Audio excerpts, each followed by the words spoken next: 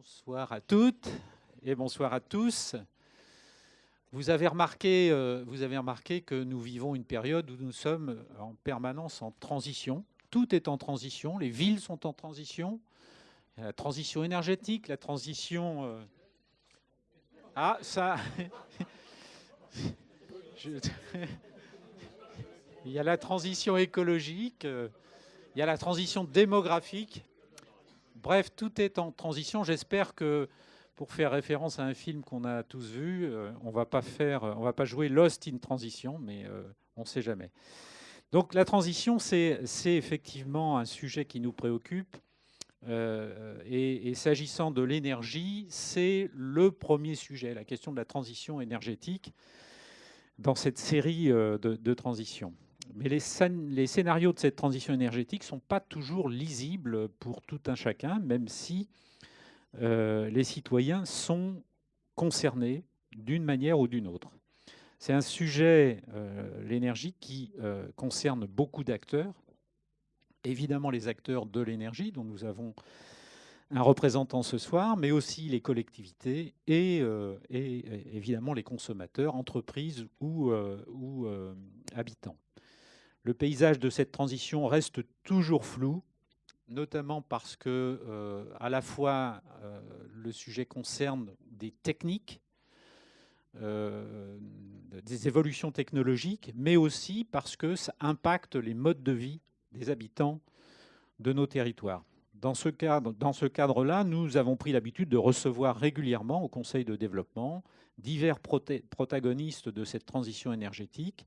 Et nous en accueillons un grand ce soir, puisqu'il s'agit des gestionnaires de réseau gaz, en la personne de Christelle Rougebief, qui est directrice régionale de GRDF, et qui, alors GRDF Ouest, qui concerne, alors j'essaie de ne pas me tromper, Bretagne, Pays de la Loire et Poitou-Charentes, même si là, ça va peut-être évoluer dans quelques temps. Et puis, en même temps, je crois que vous êtes présidente de l'Association française du gaz Ouest également. Je ne vais pas rentrer dans le détail du périmètre, mais vous pourrez le dire. Et donc, GRDF et Amaury Mazon, qui lui est le directeur régional de GRT Gaz, donc les réseaux à haute pression. Mais vous allez nous expliquer tout ça. Donc, les questionnements qu'on peut avoir sont évidemment quelle est la place, quel est le rôle de l'énergie gaz dans cette transition énergétique. Que mettons-nous d'ailleurs derrière ce mot gaz? Parce qu'on, bien sûr, on a tous en tête le gaz naturel, mais on parle aussi de gaz renouvelable, de biogaz, de gaz naturel véhicule, de méthanisation, de méthanation. Enfin, tout ça, ça recouvre des sujets divers. Donc, on attend de vous un éclairage. Quel rôle jouera le gaz dans un système énergétique décarboné? Alors, a priori, s'il est totalement décarboné, le gaz ne jouerait aucun rôle. Enfin, mais en tout cas, l'ambition est d'aller vers un système décarboné. Et quelle est la place du gaz dans cette évolution? Autant de questions sur lesquelles on attend de votre part des éclairages pour mieux comprendre cette transition énergétique et la position des différents acteurs et du gaz, bien entendu. Je vous passe tout de suite la parole, Madame Rougebier.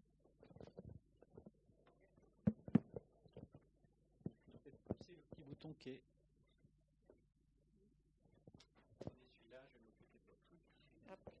Merci beaucoup. Bonsoir à toutes et à tous. Merci pour cette introduction. On va effectivement, avec Amaury ce soir, vous parler d'une énergie qui n'est pas très bien connue, qui est le gaz, alors pas sous toutes ses formes. On va effectivement parler de gaz naturel, de biométhane, de gaz de synthèse. On ne parlera pas de tous les gaz qui existent dans le mix énergétique aujourd'hui. Alors pourquoi je dis mal connu? Parce que si vous prenez les journaux de ces dernières semaines, est-ce que vous avez retenu des énergies? Vous avez sans doute entendu souvent parler de l'électricité, que c'était super pour l'écologie, l'environnement, les voitures électriques, l'avenir de la France. Et c'est vrai. Et vous avez sans doute entendu dire, et uniquement dire, que le gaz avait augmenté de 6%. C'est pas faux. Mais le gaz, ce n'est pas que ça. Donc on va essayer de vous donner une visibilité finalement sur en France et puis ensuite, de façon un petit peu plus précise, dans les Pays de la Loire. On n'est pas remonté jusqu'à Nantes métropole parce que des systèmes énergétiques comme le gaz ne se jouent pas tant à l'échelle d'une métropole, mais plutôt d'un territoire, alors un département ou une région. De vous donner la visibilité sur ce qu'est ce gaz que nous gérons dans nos deux entreprises, réseau de transport et réseau de distribution. Comment ce système gazier est en train d'évoluer. Et il est en train de vivre en ce moment une révolution, et encore pour un certain nombre d'années. Et comment on espère qu'à la fin de la séance, on vous aura convaincu sur le fait que le gaz peut être décarboné et avoir durablement sa place dans le mix énergétique français. Je vais donc passer, puisque nous avons été présentés très rapidement sur nous, peut-être en commençant par ce que sont nos deux entreprises. Nous sommes effectivement des gestionnaires d'infrastructures dans le système français depuis, on va dire, 2004, 2001, 2004, puis 2007. Les gestionnaires d'infrastructures en France sont indépendants. Nous ne vendons pas de gaz. Nous gérons les tuyaux, nous les construisons, nous les gérons pour que le gaz naturel puisse circuler en France et dans les communes. On y reviendra un peu plus dans le détail. Et notre rôle, de façon conjointe, alors on n'est pas les seuls gestionnaires d'infrastructures en France. GRT Gaz, qui est un transporteur, est le plus grand transporteur en France, mais dans le sud de la France, il y en a un autre qui s'appelle Terega. Et pour ce qui est des distributeurs, donc ceux qui sont présents dans les communes, GRDF est le plus important, avec 11 millions de clients, mais là aussi, on a d'autres distributeurs, pas très loin chez nos voisins de Poitou-Charentes. On a par exemple Sorégie qui est également un grand distributeur, et on a à la maille de certaines communes des distributeurs liés aux collectivités locales, type Gaz de Bordeaux, Gaz de Strasbourg et des choses comme ça. Voilà, donc nous sommes des gestionnaires d'infrastructures. Peut-être, puisqu'on parle d'infrastructure, deux autres acteurs très importants dans le système gazier. On a des collègues, cousins, qui sont gestionnaires d'infrastructures de stockage, et on reviendra beaucoup sur cette notion de stockage, et d'autres acteurs qui sont des gestionnaires d'infrastructures de terminaux méthaniers, et là on en a un sur le territoire qui est très important et qui permet au gaz d'arriver par bateau en France. Voilà. Notre rôle à nous, GRT Gaz et GRDF, c'est d'accompagner les territoires urbains et ruraux, et de plus en plus ruraux, dans leur transition énergétique, de faire en sorte qu'il y ait ces tuyaux qui leur permettent de s'alimenter en énergie gaz, avec une énergie, et on reviendra sur à peu près tous les termes, qui est durablement accessible. Il y a quelques années encore, on disait un jour, il n'y aura plus de gaz sur la planète, il n'y aura plus de pétrole, puis il n'y aura plus de gaz. Donc, à 250 ans, à 300 ans, il n'y aura plus de gaz. Si, il y aura du gaz durablement sur la planète et donc en France. À la fois le gaz fossile que l'on connaît aujourd'hui et de plus en plus du gaz renouvelable, du biométhane. C'est une énergie qui est essentielle au mix énergétique. J'espère qu'on vous aura convaincu là-dessus à la fin de la séquence. Elle est stockable, et ça c'est un élément majeur par rapport à d'autres énergies.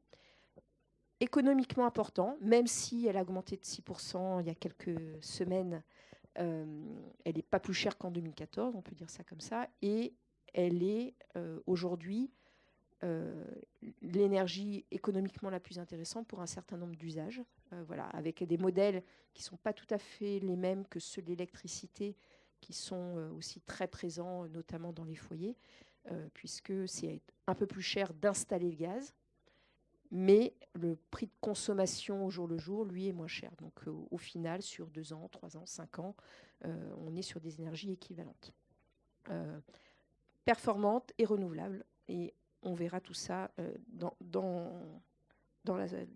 la soirée. Nos deux missions, GRT Gaz et GRDF, sont très complémentaires. GRT Gaz, pour schématiser, c'est le gestionnaire des autoroutes du gaz naturel. Autoroutes et grandes nationales. Donc, GRT Gaz est le transporteur. Il construit, il gère, il exploite, il maintient ces autoroutes et nationales du gaz qui permettent d'amener le gaz des frontières, puisque jusqu'à très peu de temps, on ne produisait plus de gaz en France, et permet d'acheminer ce gaz des frontières vers les zones de consommation. Et GRTgaz, parce qu'il gère un réseau de très haute pression en gaz, alimente en plus des très très gros sites industriels et des sites de production d'électricité. GRDF, nous, on construit, on exploite et on maintient les routes et les rues gazières. Très peu de vicinales, mais ça va venir. Avec un modèle un petit peu différent, puisque GRDF est un acteur en délégation de services publics. Le réseau que nous construisons, c'est nous qui l'investissons dedans, mais il appartient aux communes sur lesquelles on opère dans le cadre de délégations de services publics. Alors, certaines délégations historiques, 30 ans, 60 ans, qui se renouvellent de fait avec GRDF, mais toutes les nouvelles communes qui veulent aujourd'hui, qui n'ont pas le gaz et qui veulent avoir cette énergie sur leur commune, depuis 2003, doivent lancer un appel d'offres où elles nous choisissent ou pas, et ça leur arrive de choisir d'autres délégataires de services publics.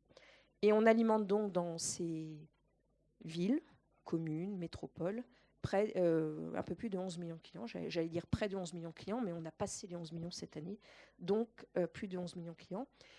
Ces 11 millions de clients étant sur toute la gamme des consommateurs possibles de gaz naturel, donc des particuliers, vous peut-être, j'espère, on s'en parlera sinon en fin de séquence, pour votre chauffage, pour votre gazinière, si vous avez encore le choix de la gazinière, pour l'eau chaude, des industries, beaucoup d'industries utilisent le gaz naturel, des professionnels, bâtiments tertiaires, et de plus en plus la mobilité, et ça on en reparlera également.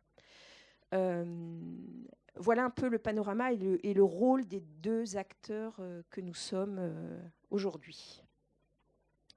Notre action commune, elle repose aujourd'hui sur 3 piliers. Je ne vous aurais pas écrit ça il y a encore quelques années.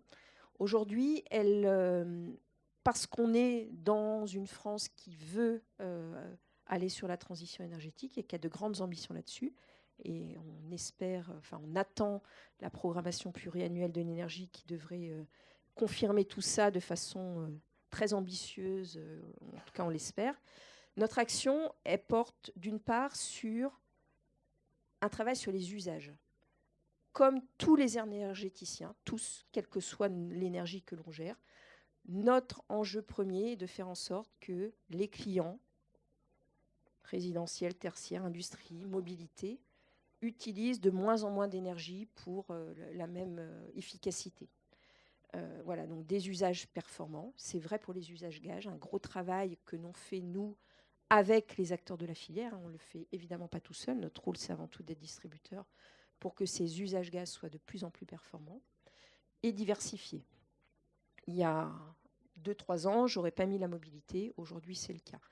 L'électricité, on y reviendra. Il faut avoir en tête que entre 2017 et 2018, la consommation de gaz en France a augmenté parce qu'il y a de plus en plus de production d'électricité à partir du gaz, en substitution de production d'électricité à partir du charbon, puisque le gaz est beaucoup moins polluant que le charbon ou le fioul. Voilà. Donc, un premier sujet, c'est faire en sorte qu'en France, on consomme moins d'énergie unitairement dans nos bâtiments, dans nos process, pour la mobilité, moins d'émissions, moins de CO2. Un deuxième sujet, qui est un sujet majeur de notre révolution gazière dans ce moment, qui est le fait de faire du gaz une énergie renouvelable. Et aujourd'hui, on y reviendra aussi, on sait dire que demain, le gaz ne sera plus importé de champs on va dire fossiles. Après, le fossile, notre gaz nous s'appelle le gaz naturel parce qu'il est naturellement issu, on va dire, il est renouvelable sur un cycle de plusieurs millions d'années. Ce que l'on essaye de faire maintenant, et on avance très vite là-dessus, c'est de faire du gaz naturel issu de cycles, pour ce qui est de la méthanisation, moins d'1 an, 6 mois, le power to gaz, beaucoup plus. Donc du gaz renouvelable à partir d'un certain nombre de sources. Notre troisième sujet, qui est évidemment notre cœur de métier en plus des deux autres, c'est d'adapter notre réseau pour permettre cette transition énergétique. Donc voilà notre action. Elle est commune, elle est complémentaire. entre GRT Gaz et GRDF.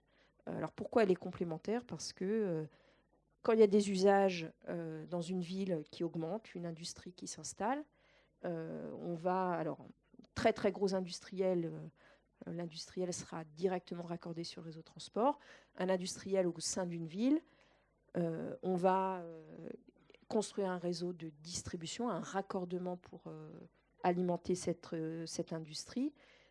Mais si ça augmente de façon un petit peu majeure la consommation de la ville, le transporteur en amont devra renforcer un peu les réseaux pour pouvoir amener le gaz, évidemment. Donc on a des fonctionnements très complémentaires ensemble. Voilà pour le panorama de notre action et qui on est GRDF et GRT Gaz. Alors pour prendre la suite de la présentation, l'idée de vous présenter un peu comment fonctionne l'énergie, comment l'énergie est utilisée en France aujourd'hui et la place du gaz à l'intérieur. Je pense que c'est aussi un élément pour avoir quelques ordres d'idées et puis peut-être de temps en temps faire sauter quelques idées reçues. Juste pour commencer, ce petit schéma pour expliquer comment fonctionne le gaz aujourd'hui, le système gaz. Ce schéma, il vient de la Commission de régulation de l'énergie et je n'ai pas trouvé mieux pour présenter le système gaz. Vous avez des importations avec un petit peu de biométhane. Aujourd'hui, c'est mineur dans la consommation française. Ça a vraiment vocation à augmenter. Vous avez le point d'entrée physique par gazoduc. Alors, juste pour dire, qu'est-ce que c'est des térawattheures? N'essayez pas de retenir la valeur. Sachez juste que 493 térawattheures, c'est équivalent à la consommation d'électricité en France. C'est la même chose. C'est retenir cette valeur-là. Et on retrouve ces mêmes équivalences en Pays de la Loire et en Loire-Atlantique, on consomme même un peu plus de gaz que d'électricité. Donc, premier élément, le gaz arrive soit par gazoduc, soit par bateau, par les terminaux GNL, par Montoir de Bretagne. Sur les 102 TWh qui sont rentrés en 2017, 28 TWh sont rentrés par Montoir de Bretagne. 60% de plus qu'en 2017 et beaucoup moins qu'en 2008. Parce que le gaz vient d'approvisionnements internationaux dans un marché mondial. Et par exemple, pour donner un petit exemple qui va faire écho à d'autres, lorsque le Japon décide d'arrêter le recours au nucléaire ou de le freiner fortement, il fait appel au gaz pour produire de l'électricité. Quand il fait appel au gaz pour l'électricité, il a besoin de GNL parce que le gaz va arriver par bateau et pas par gazoduc. Il va donc le payer plus cher. Et donc les bateaux ne viennent plus en France.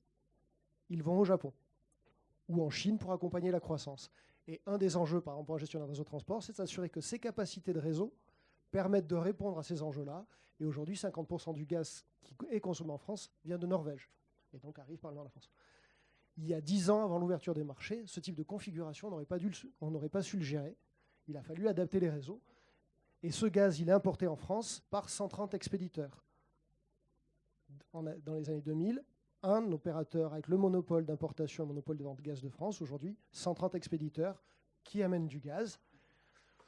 Moins d'une cinquantaine en vendent. Ça veut dire qu'on a des acteurs qui jouent sur ce réseau comme sur un marché. C'est des éléments extrêmement importants parce que quand on va être sur la transition énergétique et les territoires, on va faire appel à des modèles complètement différents. On a des enjeux économiques internationaux et des enjeux de transition énergétique territoriaux et internationaux. Le gaz rentre dans les réseaux. On va équilibrer la consommation sur les réseaux de distribution de 195 TWh sur 11 millions de clients à peu près. Sur les clients industriels sur les réseaux de transport. Ces clients industriels, ce sont des raffineries, c'est Airbus, c'est ce type de clients industriels.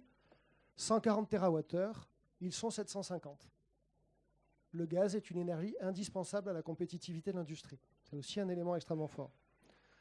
Les centrales à gaz, 54 TWh de consommation de gaz pour produire de l'électricité, avec, comme vous le disait Christelle, la baisse du recours au charbon et surtout au fioul lourd, où les tranches se sont arrêtées progressivement, et la moindre disponibilité du parc nucléaire pour des enjeux de maintenance, la consommation de gaz liée aux centrales à gaz est passée de 8 TWh en 2014 à 55 TWh en 2017. Le réseau permet ce type d'évolution. Et surtout pour ceux qui avaient en tête que, par exemple, la centrale de Montoir était moins utilisée, oui, en 2014, pas du tout en ce moment. Ce sont des éléments qui sont importants. Et puis ensuite, on a toute une partie, on a 100 TWh qui passent par le réseau de transport français et qui vont servir à alimenter soit nos confrères du Sud-Ouest Teréga, soit d'autres opérateurs, puisque la France est au cœur de l'Europe du gaz et c'est une plaque de transit. C'est plutôt une bonne nouvelle parce que les gens qui utilisent notre réseau pour faire passer du gaz font en sorte que les consommateurs payent un peu moins pour l'acheminer. C'était important de vous présenter ce schéma parce que voilà comment ça fonctionne aujourd'hui, voilà ce qui tire l'économie du système gaz aujourd'hui et voilà ce qui ne tiendra plus l'économie du système gaz demain. Et c'est ça qu'il faut qu'on transforme. Tu as raison sur les stockages, c'est un élément important. Les stockages en France, la capacité du système gazier, la capacité de stockage, c'est 130 TWh. C'est une capacité considérable. Alors autrefois, ces stockages, ils ont été créés pour une chose, c'est on achetait le gaz toute l'année dans les mêmes volumes. C'était des contrats dits take-or-pay. On s'engageait sur un volume, on l'achetait toute l'année. Et puis l'été, on stockait et l'hiver, on sortait des stockages. Logique pure de sécurité d'approvisionnement. Aujourd'hui, les stockages sont toujours là, mais ils sont utilisés différemment sur le marché. C'est soit j'arrive à me fournir sur des marchés de court terme et je livre à flux tendu, soit j'ai besoin l'hiver d'avoir recours à ces stockages et je les utilise. C'est un mode de fonctionnement très différent. Ça aussi, il a fallu s'y adapter. Alors, on va enchaîner comme tu veux. Mais pour le coup, tu complètes au besoin. Sur toute une série de graphiques pour donner des repères sur la façon dont l'énergie se répartit. On va de 1990 à 2016. Et ça vous donne des ordres d'idées à chaque fois. Là, ce sont la consommation d'énergie par secteur. Je vous fais grâce de l'unité des millions de tonnes équivalent pétrole. Pour le coup, les transports, vous avez une consommation qui est plutôt stable. Et on est grosso modo, couleur orange, transport, 30% de la consommation d'énergie à peu près. Résidentiel et tertiaire, c'est la couleur bleue. On est quasiment à 50% de la consommation d'énergie et c'est à peu près stable. Et l'industrie, c'est en rouge. Là, vous avez une baisse de la consommation de l'industrie. Et vous voyez peut-être la petite chute, là, c'est celle de 2008-2009. C'est juste une crise économique. On est toute énergie confondue là. Et on ne parle plus du gaz, c'est les consommations énergétiques, électricité, gaz, pétrole, toute énergie confondue selon les secteurs. Et vous avez en base l'agriculture, dont la consommation d'énergie ne varie pas particulièrement. Quand on prend les gaz à effet de serre, ça n'est pas le même schéma.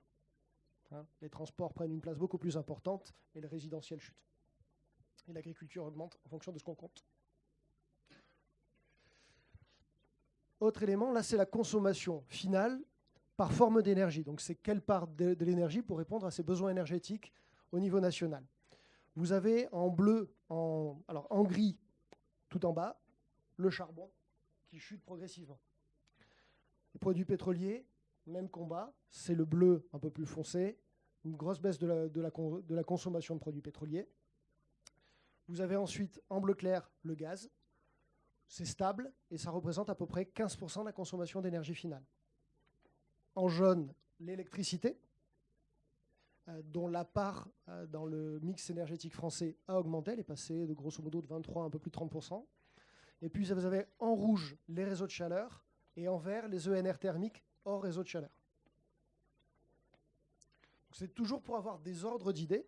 Et accessoirement, on voit que depuis les années 2000, on a quand même une petite évolution avec le développement des réseaux de chaleur et la baisse des produits pétroliers et la baisse du charbon.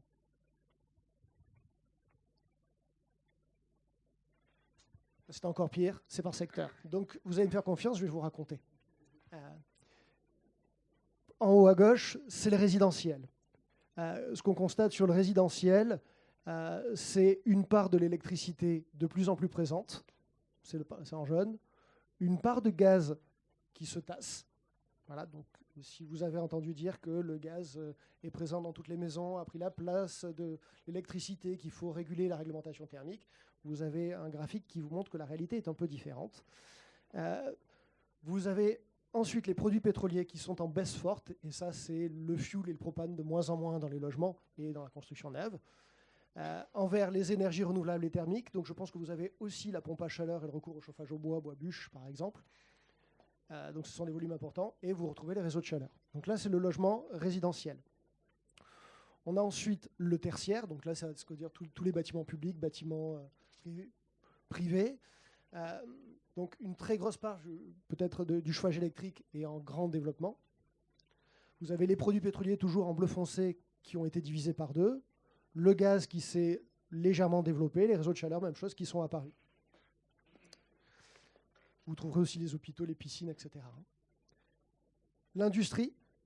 Donc à nouveau, vous retrouvez dans cette courbe le tassement de la consommation industrielle, une chute très forte des produits pétroliers et du charbon, division par 5. Une part du gaz qui est à peu près stable, qui s'est développée mais qui est à peu près stable, et même chose, process élect et chaleur. Donc le charbon et le fuel ont été déplacés par du gaz ou de la chaleur. Et puis on a une baisse de la consommation liée plutôt à la désindustrialisation et à une perte, à une crise économique plus qu'à de l'efficacité énergétique, même s'il y a beaucoup d'efforts des industriels.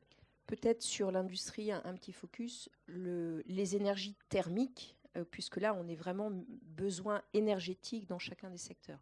Donc, besoin de s'éclairer, là, il n'y a pas trop de choix, c'est l'électricité, évidemment, qui répond à ce besoin. Et ensuite, on a d'autres types de besoins. Je l'évoquais tout à l'heure pour le résidentiel, se chauffer, avoir de l'eau chaude, de la cuisson, qu'on peut faire avec du gaz, de l'électricité ou des produits pétroliers, évidemment. Dans l'industrie, les usages thermiques sont évidemment pas pour s'éclairer, sont un peu pour se chauffer, chauffer des bâtiments, des entrepôts, tout ça, mais sont surtout utilisés, c'est pour ça que ça reste aussi présent, pour les process industriels. On évoquait tout à l'heure Sur les process industriels, on va pouvoir avoir les raffineries, on va avoir besoin d'eau chaude, on va avoir besoin de vapeur, on va avoir besoin de fours avec des températures plus ou moins élevées.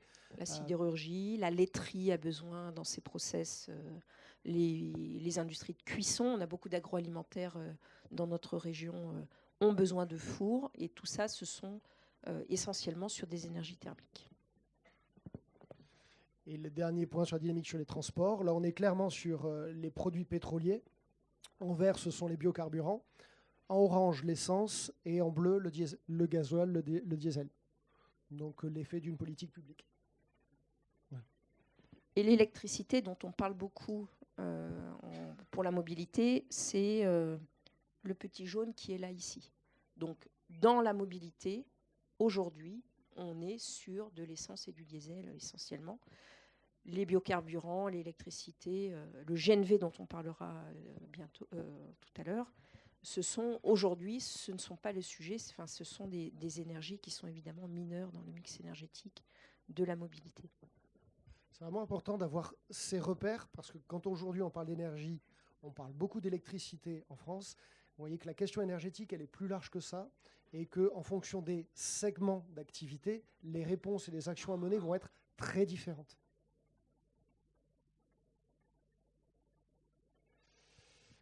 On a parlé de la chaleur, c'est un élément important. L'idée est de savoir comment est produite la chaleur dans les réseaux de chaleur. Années 90-2000, vous retrouvez en gris et en bleu foncé charbon et produits pétroliers. On va dire en gris clair, le gaz naturel. Donc un des premiers axes pour améliorer le bilan environnemental dans les réseaux de chaleur et aussi le bilan économique, ça a été de convertir du fioul et du charbon vers le gaz naturel. Et vous avez ensuite... Ce que vous avez en bleu foncé, c'est les déchets, donc c'est les usines d'incinération, c'est assez stable finalement, il n'y a pas d'augmentation de cette ressource. Et puis ce que vous avez en vert, c'est le recours à la biomasse pour les réseaux de chaleur. Et avec finalement, au fur et à mesure, le charbon et le gaz naturel et le fioul qui s'amenuisent fortement. Et puis une part un peu équilibrée entre le bois et le gaz.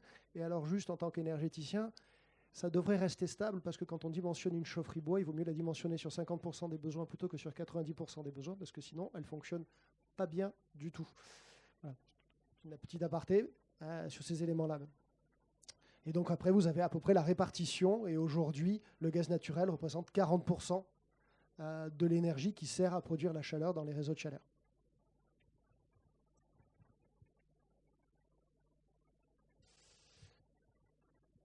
Alors là-dessus, vous avez la production d'électricité, pour le coup, avec les différentes sources thermiques.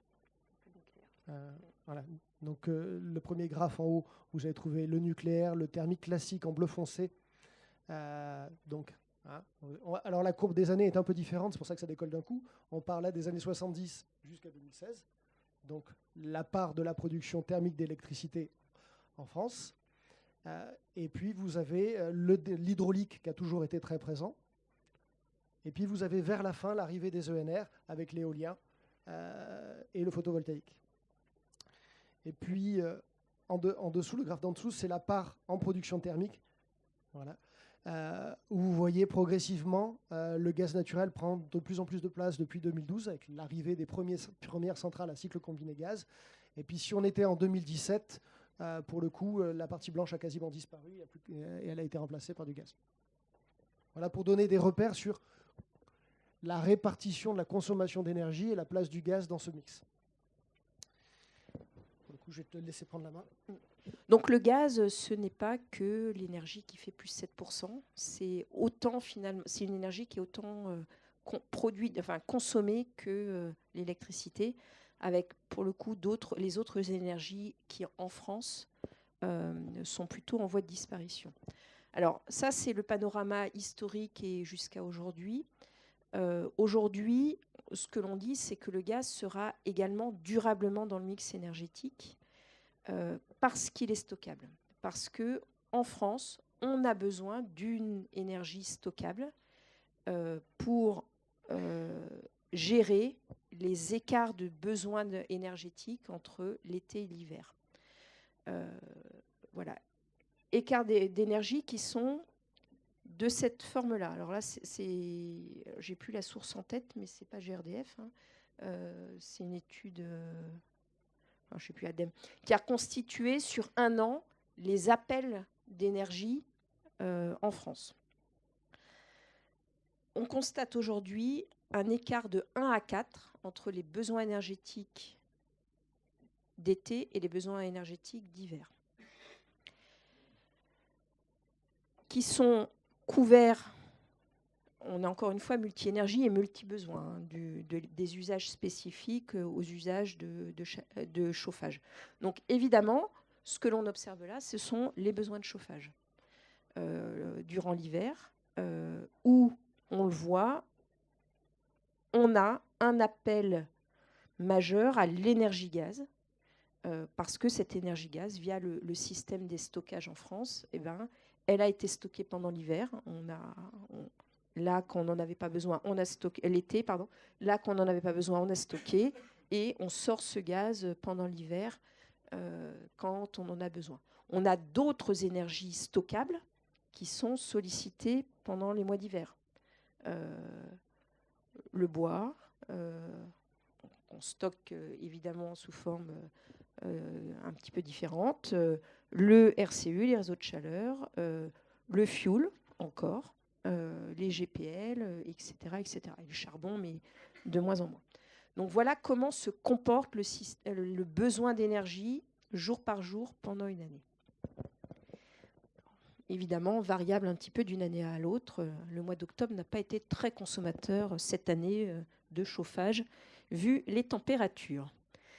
Voilà. En France, alors pourquoi on évoque cette évolution pendant l'année ? Parce que tous les pays n'ont pas non plus le même profil.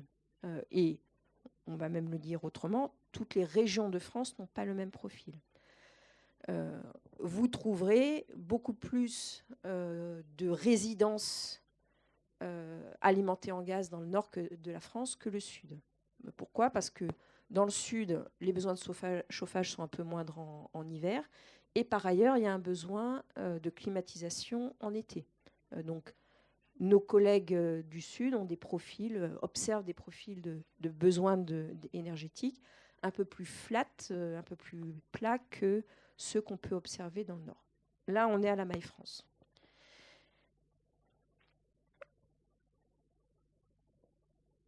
Je passe vite là-dessus. En tout cas, ce qui fait dire, et pas qu'à nous, ce qui fait dire à l'ADEME, ce qui fait dire à la DGEC aujourd'hui, qu'on a besoin de la complémentarité de ces différents types d'énergie. Peut-être une petite projection. Hop, je vais aller vite. Si on voulait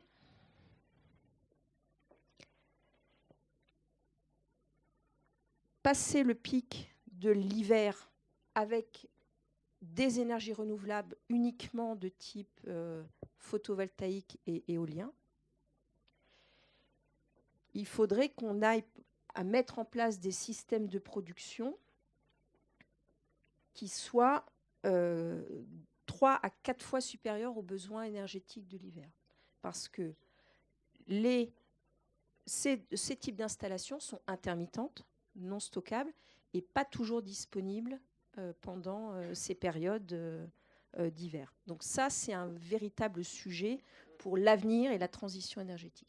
On ne va pas pouvoir faire le mix énergétique uniquement avec des énergies renouvelables de type photovoltaïque et éolien, ou alors il faudrait en mettre vraiment partout, sur tout le foncier de notre pays. Alors, il y a des solutions, hein, on en a des installations en mer maintenant, mais le besoin serait vraiment trop important. C'est en ça qu'on dit que le gaz va rester durablement. Alors, avec quand même quelques conditions, on y reviendra, puisqu'on évoquait le sujet de la décarbonation qui est un enjeu pour la France. Le gaz restera dans le mix s'il se décarbone. Et c'est pour ça que j'évoquais dans les leviers d'action que l'on a aujourd'hui que notre sujet à nous, le gazier, c'est de décarboner ce gaz-là. Parce que, évidemment, sinon, on reste une énergie fossile. Alors, certes, moins polluante que le fioul, que le charbon et tout ça, mais on reste quand même une énergie fossile. Voilà, les chiffres en dessous, mais sur les disponibilités en pointe d'hiver constatées les années précédentes de l'éolien et du solaire, mais je crois qu'il y a quelques électriciens dans la salle qui ne nous contreraient pas, hein, ce ne sont pas nos données. Voilà, on constate en moyenne l'éolien uniquement 24% de disponibilité pendant l'hiver, et pour le solaire plutôt autour de 2%. Donc il en faudrait pour pouvoir passer cette pointe de chauffage.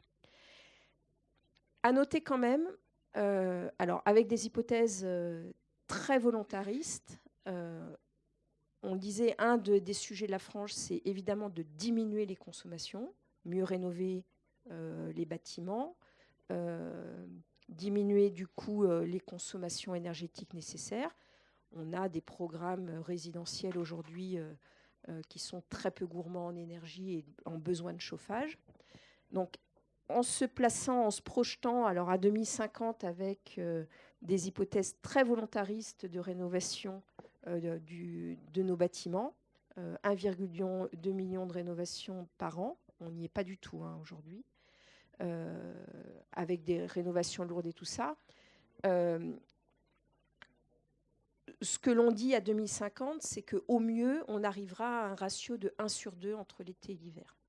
Donc, avec ce 1/2, reste un besoin de pouvoir stocker entre l'été et l'hiver des énergies, le gaz, le bois, qui reste toujours dans le paysage, peut-être l'électricité par des systèmes d'hydrogène ou de gaz si on se place à l'horizon 2050. Mais on aura besoin de passer par des formes gazeuses ou solides pour stocker et gérer ce différentiel de besoin d'énergie entre l'été et l'hiver. Juste rajouter un petit point. Sur le support précédent, il y a aussi un élément important dans les infrastructures. Vous voyez la petite ligne verte tout en haut. Aujourd'hui, c'est la capacité du système gaz à passer la puissance. Comme on est dimensionné à un risque hivernal extrêmement important, on dispose aujourd'hui avec le système gaz d'infrastructures qui permettent de répondre aux besoins énergétiques de pointe. C'est un élément important parce que quand on parle de transition énergétique, on pense souvent quelle est ma capacité de production d'ENR sur l'année, quelle est ma consommation sur l'année. Mais un des enjeux, c'est la capacité du système à gérer les pointes et la différence de consommation. Je reviens un peu sur ce que dit Christelle. C'est vraiment important de comprendre cette notion parce que dans les investissements à conduire pour changer le système, il faut tenir compte des infrastructures qu'on a aujourd'hui et des transformations qu'il faudrait mettre en œuvre en fonction des choix. Vous entendez parler des problématiques de recharge pour les véhicules électriques, est-ce que c'est un outil de stockage ou pas? Ce sont des enjeux techniques qui sont devant nous et l'ensemble des choix qui seront faits, ils sont importants à la fois parce qu'on peut avoir des infrastructures existantes ou pas, que ces infrastructures, c'est un capital national, ce sont des actifs nationaux, et qu'avant de faire des choix d'arbitrage en fonction des actifs, il faut vraiment avoir en compte de ce qu'ils savent faire aujourd'hui, d'être aussi vigilant sur le fait que, puisqu'ils peuvent faire plein de choses déjà aujourd'hui, être vigilant aux investissements qu'on doit conduire à chaque fois. Christelle prenait l'exemple d'un nouvel industriel s'installe, il faudrait renforcer.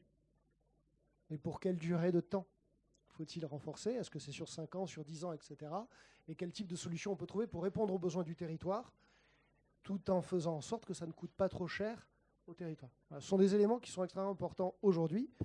On structure par la consommation, on devra demain structurer aussi par la production et à chaque fois gérer cette logique stockage. On en a fini sur ce panorama finalement du mix énergétique en France. Voilà, maintenant vous connaissez tout sur le gaz, qui est plutôt naturel aujourd'hui, donc importé.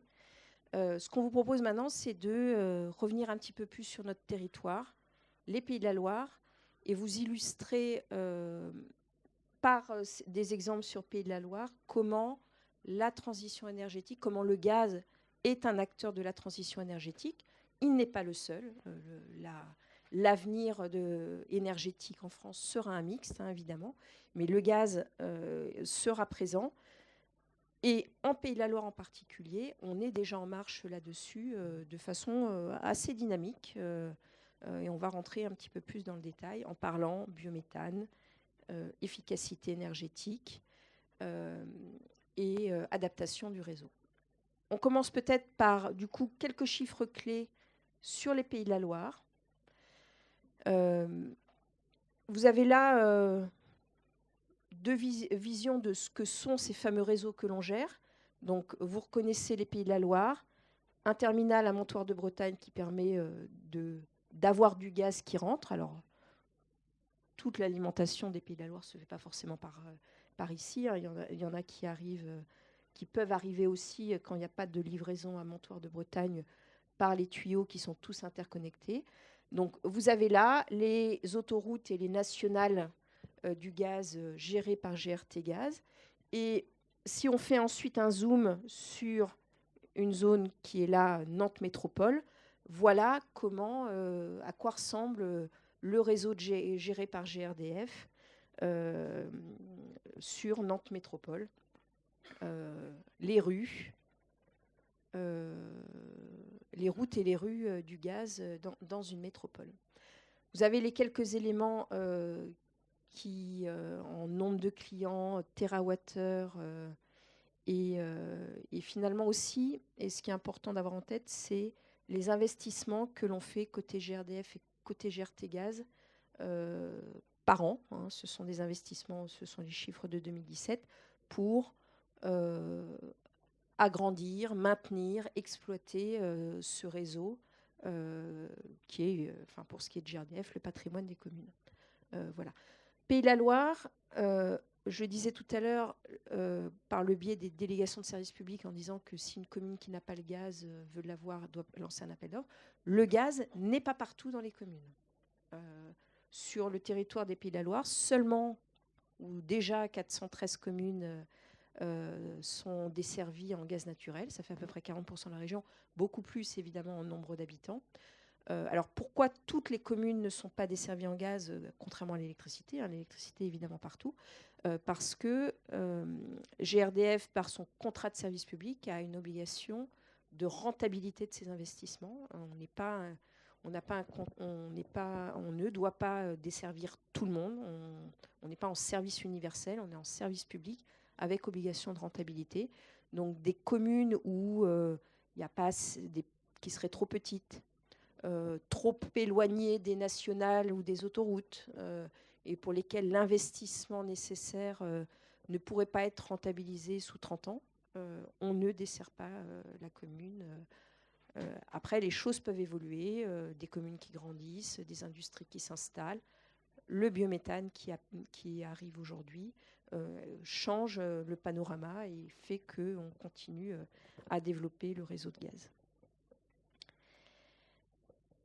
On rentre dans le biométhane. Vous voulez tout savoir du gaz renouvelable. Donc notre deuxième levier, Le mix énergétique français sera avec du gaz. Il doit être avec du gaz, on l'a vu tout à l'heure. En revanche, il doit être avec du gaz renouvelable, décarboné. Alors pas zéro carbone, puisque lorsqu'on brûle du gaz, on émet du CO2. Mais en revanche, on va vers du gaz dont le cycle de vie sera décarboné sur des temps relativement courts.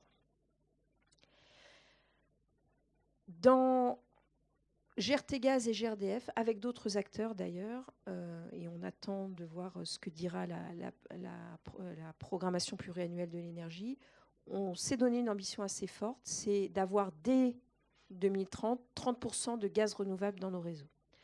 Alors pourquoi on s'est donné cette ambition-là? Parce qu'aujourd'hui, il y a des acteurs, l'ADEME notamment a mené une étude, qui disent que la France a le potentiel, sur les volumes qu'on évoquait tout à l'heure, 450, 490 TWh, la France a le potentiel d'être autoproductrice en gaz renouvelable.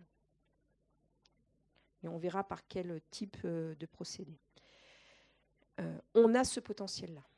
Donc, après, il faut que ça se mette en place. Donc, on est plutôt sur un scénario dit 2050. Et pour aller vers cette tendance d'un gaz 100% renouvelable, nous, on se donne comme objectif d'être à 30% en 2030. On va passer peut-être à celui-là. Comment on fabrique aujourd'hui déjà un petit peu et encore plus demain du gaz renouvelable? On le fabrique à partir de déchets agricoles, agroalimentaires, bouts de station d'épuration, tout ce qui est méthanisable, fermentable. Vous laissez pourrir une peau de banane dans votre jardin, elle produit du gaz, elle produit du méthane, alors qui n'est pas pur, mais elle produit du méthane. Donc, le premier process, qui est un process dont la technologie est éprouvée aujourd'hui, utilisée dans d'autres pays de façon un peu plus avancée qu'en France, mais en France, on rattrape, process de méthanisation, nous permet de fabriquer du biogaz. Alors, le biogaz, on le connaissait en France depuis un petit moment. Il était souvent brûlé pour fabriquer directement l'électricité. Aujourd'hui, ce que l'on fait, ce biogaz, c'est qu'on l'épure, on l'odorise et on l'injecte dans le réseau pour qu'il puisse alimenter l'ensemble des usages que l'on a vus tout à l'heure. Voilà. Donc, premier process, et on verra que dans notre région, très agricole, très agroalimentaire, on a un potentiel de méthanisation et donc de verdissement, de production de biométhane sur les Pays de la Loire qui est énorme.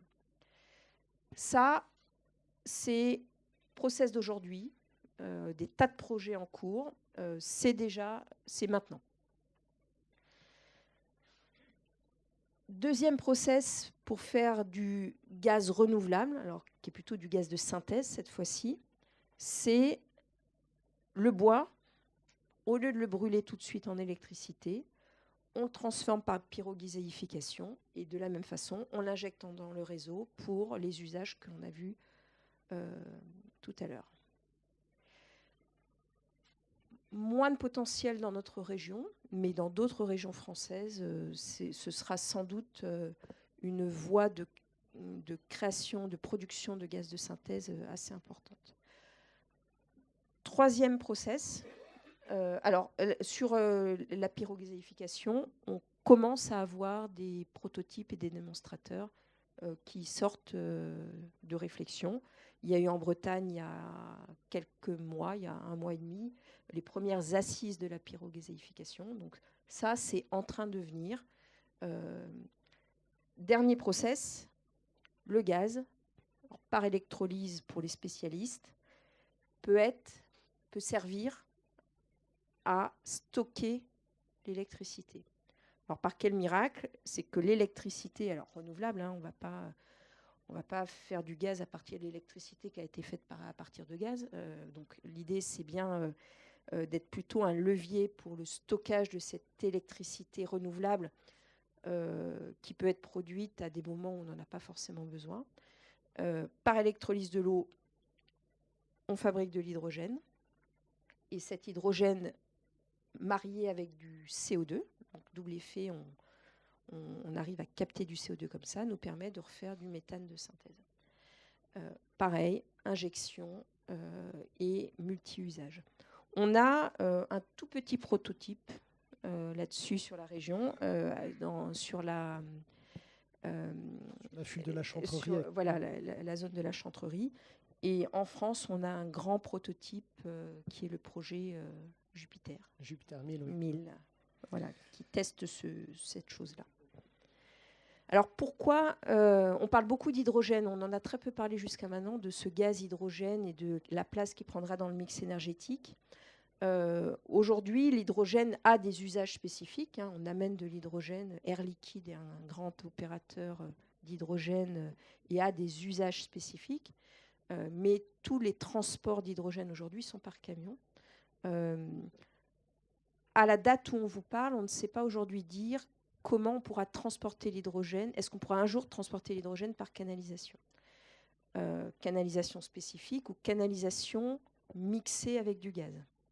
On a commencé, GRT Gaz et GRDF, des tests pour, plutôt que de retransformer l'hydrogène en gaz avant de l'injecter, d'injecter directement l'hydrogène dans nos réseaux en proportion raisonnable du gaz naturel et voir ce que ça fait. Alors voir ce que ça fait ici, parce que ça veut dire que là où aujourd'hui, quand on amène à un client l'énergie gaz à 99,9%, 99%, s'il y a de l'hydrogène dedans, en fait, il se retrouve à devoir brûler un mélange gaz-hydrogène. Est-ce qu'ils doivent changer ses brûleurs? Est-ce que ça a la même efficacité énergétique ou est-ce que ça la dégrade? On est en train de commencer à tester ce genre de choses parce qu'évidemment, si on peut s'arrêter là plutôt que de retransformer, ça coûtera moins cher. Voilà, donc on a ce genre de tests en ce moment dans le nord de la France. Pour avoir un ordre d'idée par rapport à l'étude ADEME 2050, sur ces trois technologies, finalement, on est à peu près à un tiers du potentiel. La méthanisation représente un tiers du potentiel national. Ce potentiel brut, il est de 460 TWh. Après, dans les scénarios, on avait retenu moins, sur un moins de consommation, et puis en fonction du prix de l'énergie auquel on ressortir, les scénarios sont différents. C'est la même chose pour la pyrogazéification et c'est la même chose pour le power to gas. Après, il y a aussi des éléments où on n'a pas de boule de cristal. L'avenir des technologies, du stockage de l'électricité, des usages de l'hydrogène, on parle dans un environnement connu où aujourd'hui on a développé des process industriels à partir de méthane ou de produits pétroliers. On peut imaginer des recompositions différentes à partir de l'hydrogène. Voilà. Après, il y a d'autres scénarios et ils sont très nombreux à regarder. Ça fait partie de la glorieuse incertitude de la science.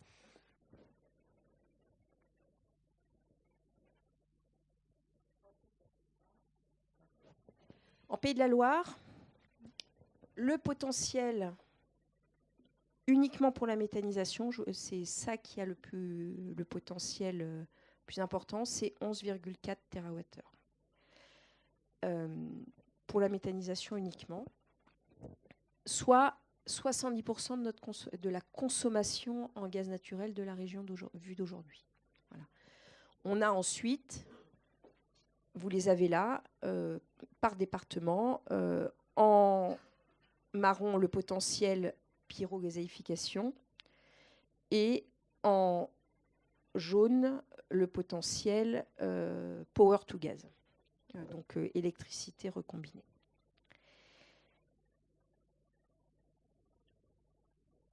Ça, ce sont les projets que l'on a en cours rien que sur la méthanisation. Quand je vous disais qu'on est dans l'actualité d'aujourd'hui, on est dans l'actualité d'aujourd'hui. On a sur notre territoire 6 sites en service, alors raccordés qui injectent soit sur le réseau de transport, soit sur le réseau de distribution. Et on a 42 projets en attente et tous les jours, il y en a des nouveaux qui arrivent. Uniquement sur la partie méthanisation. En plus, on doit avoir la STEP, quelques stations d'épuration et tout ça. Voilà, donc c'est un sujet du moment et c'est le sujet des années à venir. Avec un certain alignement des planètes, comme je le dis régulièrement, puisque aujourd'hui, on a notamment des agriculteurs qui ont envie d'y aller. Pour eux, c'est un moyen de gérer des déchets. La méthanisation permet aux agriculteurs... alors, nous, on va appeler ça un déchet de la méthanisation. Les agriculteurs voient ça plutôt comme presque leur production première. Quand on méthanise, on produit de l'énergie, le biogaz, et on produit du digestat. Et le digestat sert d'engrais bio aux agriculteurs. Ça leur évite des plans d'épandage, etc. Donc, on a aujourd'hui, sur notre région, des agriculteurs qui sont très partants pour ces systèmes de méthanisation. On a un contexte politique, réglementaire, fiscal qui incite plutôt à ce genre de projet également. Donc voilà, donc on a vraiment un développement du nombre de projets et avec un coût d'investissement pour nous, gestionnaires de réseau, qui est relativement faible. Alors on a une zone où on va devoir mettre en place un système parce qu'il y a trop de projets, un système de rebours, on y reviendra tout à l'heure, mais tous ces autres projets, aujourd'hui, on les a fait sans adaptation du réseau, comme ça. Le réseau est là, il est stockable, le gaz se compresse ou s'étend, donc on peut injecter du gaz sans autre adaptation que de raccorder le site à notre réseau. Christelle, si je peux compléter, des éléments importants pour le coup sur le territoire. Ces projets, ils sont dans des territoires ruraux, avec souvent des consommations d'énergie qui sont réduites. À l'inverse, le potentiel dans Nantes Métropole même, il est plus réduit. Si on n'a pas une solidarité entre les territoires, si la métropole, elle ne joue pas son rôle de poumon, y compris sur la consommation d'énergie, ces projets ruraux territoriaux, ils ne pourront pas se développer. C'est un élément qui est extrêmement important. On est dans la même logique que la production alimentaire, on est dans cette complémentarité entre ces environnements. Et comme on est en plein développement, on s'investit gestionnaire de réseau aux côtés du monde agricole, aux côtés des collectivités territoriales, et chaque territoire, les boîtes voitures, dans des dispositifs d'animation pour accompagner l'émergence des projets. Parce que pour qu'un agriculteur s'engage dans ce type de démarche, il va avoir besoin d'appui, d'aide. Ça sont des dispositifs concrets. Et on a un autre travail où on a monté un cluster, avec les entreprises du secteur, même chose, pour pouvoir garantir que les 5 ou 6 premiers projets, on avait des vrais entrepreneurs, agriculteurs mais vrais entrepreneurs, plus quelques acteurs qui ont développé leur gamme et leur offre pour les accompagner avec des technologies matures. On parle de 42 projets de plus. Quand on se projette à 2030, on est plutôt sur 150, 200 projets juste sur les Pays de la Loire. Il va nous falloir une filière industrielle capable de faire ces projets à des coûts maîtrisés, en qualité, en sécurité. Et ça aussi, c'est un élément extrêmement important pour le développement de la filière. Là aussi, il y a un rôle important pour le coup à jouer. Et c'est un impact économique non nul, au-delà des bénéfices que j'évoquais, gaz renouvelable, digestat. Chaque site, c'est 1 à 2 salariés, 1 à 2 emplois créés, durables, pour exploiter le site de méthanisation, en plus des investissements et de l'emploi créé pour construire le dispositif. Les usages, ce qu'on vous propose, c'est quelques slides sur vraiment le volet efficacité énergétique, de vous montrer un peu comment on travaille le sujet. Sur le résidentiel et le tertiaire, on est là aussi, on a cette chance d'avoir des technologies, ce n'est pas nous qui les gérons, donc on en parle d'autant plus facilement, qui permettent dès aujourd'hui une performance énergétique importante. Une vieille chaudière gaz, vous la remplacez par une chaudière à condensation, vous diminuez votre facteur énergétique. Vous associez ça à du solaire gaz, vous diminuez votre facture énergétique. Au-delà de la diminution de la facture, enfin en tout cas de la diminution des consommations, vous diminuez l'impact CO2 sur votre habitat. Par ailleurs, et on a des réalisations, on les a inscrites là sur la région, on accompagne des projets sur des technologies un peu plus innovantes. Donc PAC à absorption, on a une réalisation là au gymnase Jean-Vincent à Nantes, des chaudières numériques ou encore de la micro-cogénération. On a un exemple de réalisation. Peut-être pour ceux qui ne connaissent pas tous les sigles, PAC, c'est PAC absorption. Pompe pompe à à chaleur. chaleur. Oui, pompe à chaleur, pardon. C'est important pour le coup, quand on parle de performance des produits, on parle de produits avec de plus en plus de performance. Une chaudière à condensation, c'est pour 1 kWh de gaz, vous avez un peu plus d'1 kWh rendu. Une pompe à chaleur gaz, vous allez être pour 1 kWh consommé, en fonction de la période, en fonction des rendements des machines, entre 1 kWh 5 et 1 kWh 7, mais toute l'année. Pas de variation entre l'été et l'hiver. Voilà, ce sont des rendements extrêmement importants. Et juste un chiffre qui a été donné, pour le coup par Édouard Sauvage, directeur général de GRDF, c'est si on rénove l'ensemble du parc des chaudières français, c'est 50 TWh d'économie d'énergie. Voilà. C'est vraiment la performance énergétique, la rénovation, c'est un enjeu extrêmement important. À la Maille des Pays de la Loire, on a fait l'exercice pour ce soir. Entre 2012 et aujourd'hui, on a compté, nous, à GRDF, puisqu'on suit ces éléments-là, 106 000 chaudières à condensation en 5 ans, dont 43 000 sur le logement neuf. Ce qui veut dire que sur les Pays de la Loire, juste le changement de technologie nous a permis un gain de 280 gigawattheures par rapport à 2012, durable. En facture pour le consommateur, c'est 19 millions d'euros par an. 80 000 équivalents CO2 d'économiser sur le territoire avec ce genre de technologie.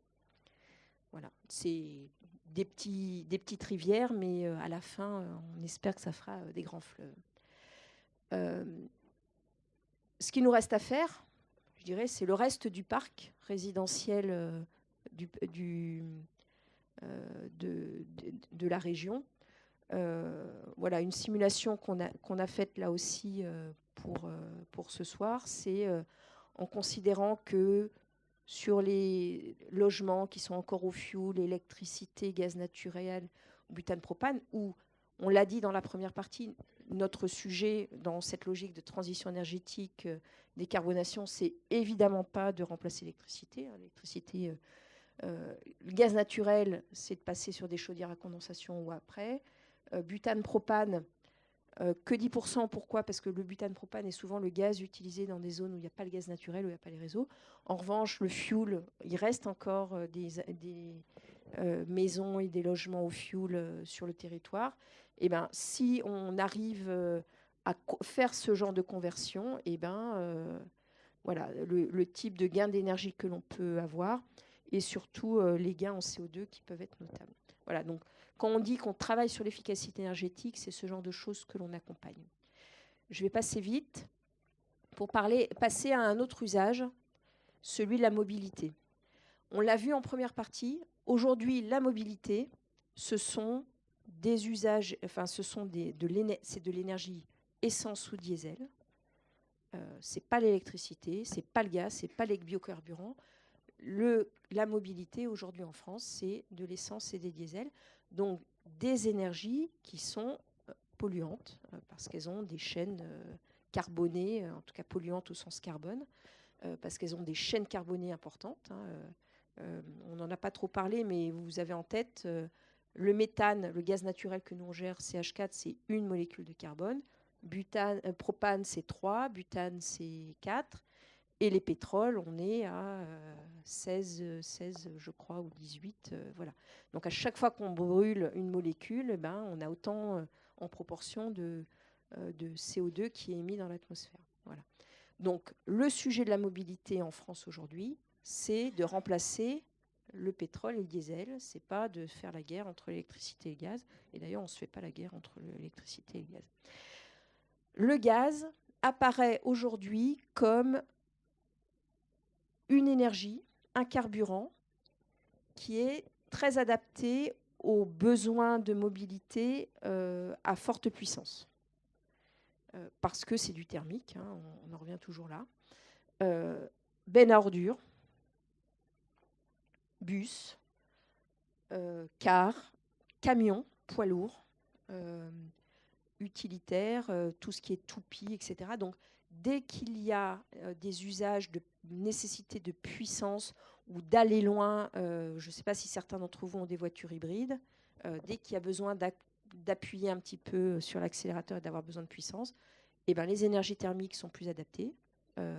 Aujourd'hui, c'est l'essence et le diesel. Demain, le gaz. Enfin, quand je dis demain, aujourd'hui, le gaz. Après-demain, peut-être l'hydrogène, une fois qu'on saura gérer cet hydrogène. Voilà. Mais la technologie que l'on peut avoir dès aujourd'hui, c'est le gaz comme carburant. Pourquoi je dis dès aujourd'hui? Le gaz comme carburant n'est pas très développé en France. On n'est pas les seuls à être atypiques, mais on est quand même atypique. Dans le monde, il y a plus de 20 millions de véhicules qui roulent au gaz naturel. Avec des pays où c'est, comme l'Italie par exemple, où le gaz comme carburant est très développé. Voilà, donc la technologie existe, les véhicules existent. Alors, pas trop en France, mais ils existent dans le monde. Nos voisins européens, Scania, Fiat, Iveco pour les camions, etc., commercialisent des véhicules au gaz naturel, des camions, enfin toute la gamme. Donc ce sont des technologies qui existent. Aujourd'hui, sur à peu près tous ces usages, on voit, avec les nouvelles réglementations, avec des métropoles, comme Nantes Métropole d'ailleurs, qui annoncent des restrictions de circulation pour les véhicules polluants type diesel et essence, on voit le démarrage du gaz comme carburant. Alors gaz naturel ou biogaz demain. Le gaz, dans ce paysage-là, par rapport au diesel, a pas mal d'avantages. Émissions de CO2, moins 12%, moins 85% en cycle complet, comme on dit du puits à la source quand on parle de bio-GNV, là, ce fameux biométhane issu de la méthanisation, etc. Réduction des particules fines, puisque le gaz qui circule dans nos réseaux est très filtré, en fait. Il est assez pur, donc ça embarque très peu de particules fines, idem oxyde d'azote, et une diminution du bruit dans la motorisation au gaz. C'est comparé à quoi? Diesel. Quand on parle de nouveaux carburants, le sujet de toujours, c'est de la poule et de l'œuf. Oui, mais pour avoir des nouveaux carburants, il faut des stations d'avitaillement. Aujourd'hui, Bretagne, Pays de la Loire, vous avez là les stations publiques, puisqu'il y a en plus tout un tas de stations privées, qui sont soit ouvertes, soit en projet. Quand on dit en projet en orange, c'est que la construction est en train d'être lancée, soit en réflexion. Et là aussi, ça continue à se développer avec l'ADEME qui passe régulièrement des appels à projets pour inciter au développement de ce carburant. Donc ça y est. Alors, quand je dis tout à l'heure que c'était maintenant, c'est maintenant et c'est plutôt un boom. Moi, je suis arrivée dans la région il y a 2 ans. Cette carte des stations publiques dans la région il y a 2 ans, elle était vide. Sur notre région, les 2 régions administratives, Bretagne et Pays de la Loire, les syndicats d'énergie, les départements, se sont fortement engagés pour permettre l'avitaillement en carburant gaz des poids lourds, des cars, des bus, sont eux-mêmes, pour certains syndicats d'énergie, investisseurs dans les stations pour lancer le mouvement. Et donc, c'est en train, effectivement, d'avancer très, très vite. Si je peux compléter pour donner un ordre d'idée, il y a une directive européenne sur le développement des carburants alternatifs et avec une transposition en droit français. Donc, les opérateurs gaziers ont proposé à l'État, au sein d'une association qui s'appelle la FGNV, un plan de déploiement. Ce qui avait été retenu, c'est que pour 2020, il y a à peu près 80 stations en France, c'était la copie de l'État, pour répondre aux besoins minimaux du développement. La proposition de la filière gaz était plutôt de dire il y a 250 stations, le marché a ce besoin-là. Avec des stations qu'on qualifie de stations de marché, c'est-à-dire là où on sait que la demande naturellement va faire en sorte que les grands opérateurs, Total, autres, vont venir installer une station. Et puis il y a des dynamiques territoriales. C'est ce que vous avez en Bretagne et en Pays de la Loire, cette carte-là n'existe pas forcément ailleurs. Et pour le coup, on peut s'attribuer aussi une petite partie du mérite, c'est que les gestionnaires de réseau travaillent avec les territoires pour susciter la demande, envoyer les signaux économiques nécessaires pour que, avec les syndicats d'énergie, des opérateurs viennent construire des stations et que ça se développe. Il y a une démarche d'accompagnement. De la même manière que Nantes Métropole lance une logique sur la logistique urbaine et fait un appel, il y a une réponse qui va être apportée. Cette même dynamique, elle a été construite en Vendée, en Maine-et-Loire. Les syndicats d'énergie sont en train de se parer de la question pour apporter ces éléments-là. Il y a toujours cette logique, approche territoriale, approche nationale. C'est un élément important. Il faudrait conclure peut-être, parce qu'on ait un peu de temps pour échanger. Bien sûr. Dynamique des territoires, des collectivités locales, on la retrouve là aussi dans les choix que font ces collectivités locales pour leurs propres usages, les bus, les bennes à ordures, avec là où il y a du vert, on est plutôt sur une majorité GNV, sachant qu'on est régulièrement sur un mix. Si on prend Nantes, mais d'autres villes aussi, rien que sur les bus, on a des usages du bus électrique qui sont tout à fait pertinents. Quand il faut faire des kilomètres sans devoir recharger régulièrement, là, le bus au gaz naturel devient, à l'inverse, beaucoup plus pertinent. Donc, le mix énergétique, toujours le mix énergétique. L'idée étant, si je prends par exemple le sujet de Nantes, Nantes qui est très avancée sur sa dynamique, qui a en 380 bus, Nantes a annoncé qu'il ne voulait plus de bus diesel d'ici 2-3 ans. Donc ce sera gaz et électricité, mais il n'y aura plus de diesel à Nantes dans les bus. Je vais passer du coup plutôt à la dernière partie, qui est vraiment ce que nous on fait côté gestionnaire d'infrastructure, finalement pour permettre cette adéquation gaz vert, qui quand même change la donne, gaz qui va être produit localement, nos usages de plus en plus performants, même si on le disait tout à l'heure, on a un système gazier qui est relativement souple et qui aujourd'hui permet d'absorber, par le stockage, par la dimension de nos tuyaux, beaucoup des choses et des évolutions que l'on va vivre dans les années à venir. Donc pour le coup, on a une structure qu'on doit adapter. Le système historique, on vous l'a présenté, le réseau, le gaz arrive par le réseau de transport, il y a un poste de livraison, on va vers les réseaux de distribution publique. Aujourd'hui, quand un projet de biométhane veut s'installer, le plus souvent, la consommation sur le réseau de distribution publique permet de répondre à la production, puisque la production, c'est toute l'année à certains volumes, mais on vous l'a dit, la consommation varie dans l'année. Entre l'été et l'hiver, il peut y avoir un rapport de 1 à 4, de 1 à 8, tout dépend de la thermosensibilité des usages. Désolé pour le terme. Donc ça, c'est le schéma actuel. Mais on a des territoires, parce que la dynamique est forte, et que souvent, quand un projet réussit en deuxième nez, mais il n'est pas 100 km plus loin, il n'est 10 km à côté, et donc il y a une dynamique territoriale qui se crée. On a des territoires où on a plus de capacité de production que de consommation d'été, et donc on doit engager des adaptations.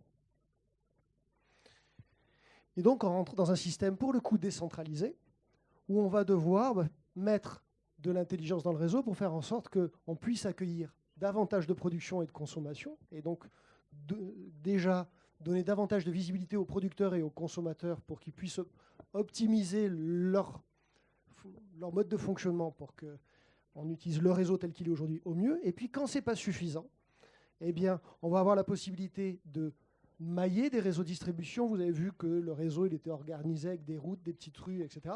Mais de temps en temps, quand on raccorde des rues ensemble, quand on crée des maillages, on va augmenter la capacité de consommation pour des investissements très raisonnables. Et puis quand ça n'est pas suffisant, on va faire fonctionner le réseau à l'envers, à rebours, et on va installer un système de compression. On va pousser le gaz du réseau de distribution vers le réseau de transport pour qu'il soit consommé un petit peu plus loin. Et ça, ces éléments-là, où, pour vous donner un ordre d'idée, quand en Maine-et-Loire, on a été interrogé en 2015, on a dit c'est pas possible. Et en 2016, on s'est engagé à le faire juste à côté parce que la démarche avance beaucoup plus vite et on est en train d'adapter nos réseaux. Et donc, les 2 premières opérations pilotes au niveau national sont dans le Grand Ouest, en Bretagne et en Pays de la Loire. Là où il y a encore des démarches territoriales, pour le coup, à Pontivy et à Pouzauges en Vendée, où on est en train de faire le pré-test. Et puis, il faut qu'on se dépêche parce qu'on a encore une vingtaine d'autres territoires. Voilà. Et ça, on ne l'imaginait pas. Et donc, pour le coup, on doit apprendre à construire le réseau pour répondre aussi à des besoins de production locale. Voilà. Ça, c'est vraiment le grand défi qu'on a devant nous. Et c'est un défi qu'on sait faire à un coût très raisonnable. Pour le coup, les investissements qu'on envisage aujourd'hui sont bien inférieurs à ce qu'on a dû faire pour créer un réseau répondant aux enjeux de marché, c'est-à-dire un réseau où on puisse utiliser à 50% du gaz de Norvège. Je dis ça parce qu'on vient de faire, là, au 1er novembre, la fin des grands investissements.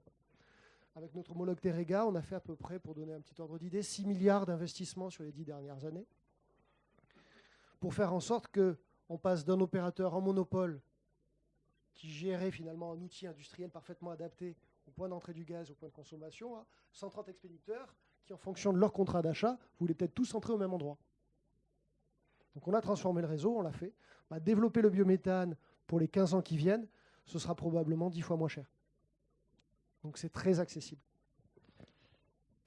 Si vous avez eu, comme vous avez eu régulièrement des présentations sur l'électricité, une différence majeure, le sujet du renouvelable dans l'électricité, c'est vraiment la gestion temps réel entre la production et la consommation dans la journée. La problématique renouvelable du gaz, c'est pas celle-là. La problématique renouvelable du gaz, c'est dans la journée, tout va pouvoir pratiquement se faire là. Ça va être d'exporter vers des zones qui ne produisent pas. Voilà. Donc, on est sur des problématiques assez différentes. En gaz, on gère très peu de temps réel. Parce qu'on a encore une fois cette énergie, qui est stockable et d'autre part qui est compressable. On a fait le tour finalement du panorama qu'on voulait vous donner. Nous sommes à votre disposition pour les questions complémentaires. Merci, on peut les applaudir. Voilà, j'ai eu peur à un moment, vous avez dit 1h15 d'exposé, je me suis dit ils ont multiplié par 2, comme ils sont 2. Mais non, merci, ça a été, je pense, très nourri, très intéressant. Donc, j'imagine que vous pouvez malgré tout avoir besoin de précisions. Oui, voilà, il y a deux.